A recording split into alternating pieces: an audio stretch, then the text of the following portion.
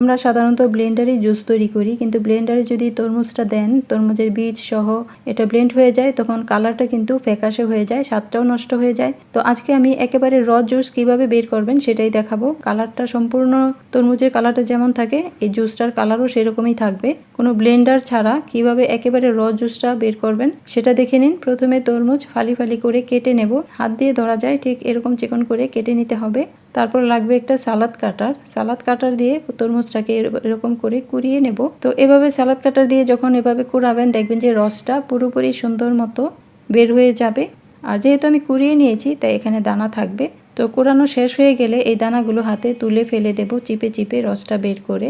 আর বিচিগুলো একেবারে অক্ষুণ্ণ থাকবে, সেজন্য কালারটাও নষ্ট হবে না। তো আমি একটু ডেকোরেশন করার জন্য গোল গোল করে এভাবে কেটে নিচ্ছি।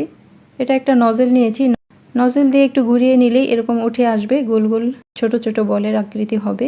তারপর সাসলিকের কাঠিতে গিঁথে নেব।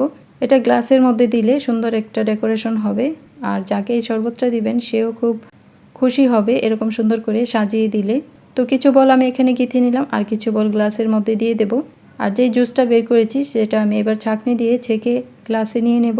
এই জুসটা এতটাই মজা হয়, এভাবে আপনারা বানিয়ে খেয়ে দেখবেন। কালারটা সম্পূর্ণ তরমুজের কালারটাই থাকে, আর একেবারে র জুসটা বের হবে। এখানে আলাদা কোনো চিনি লাগবে না, শুধু এখানে আমি এক টুকরো লেবুর রস দেব। লেবুর রসের ফ্লেভারে আর তরমুজের ফ্লেভারে দারুণ একটা কম্বিনেশন হয়, অসাধারণ লাগে খেতে। আর তরমুজটা যেহেতু আমি ফ্রিজ থেকে ঠান্ডা বের করে নিয়েছি, তাই এখানে আমি কোনো বরফ দিইনি। তো আপনারাও যদি বরফ পছন্দ করেন, তবে বরফটা দিলে কিন্তু তরমুজের র যে জুসটা সেটা স্বাদ পাবেন না। তাই তরমুজটা ঠান্ডা করে নেবেন, অথবা জুসটা বানিয়ে তারপর ফ্রিজে রেখে ঠান্ডা করে খাবেন। তো আমি এক টুকরা লেবুর রস চিপে দিয়েছি, আর লেবুর রস দেওয়ার কারণে সামান্য বিট লবণ দিয়ে একসাথে মিশিয়ে নিয়েছি।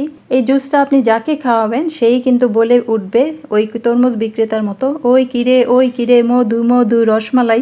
তো এভাবে বানিয়ে দেখবেন, আপনি নিজেই এরকম বলে উঠবেন। এটা এতটাই টেস্ট হয়। ভালো থাকুন, আল্লাহ হাফেজ।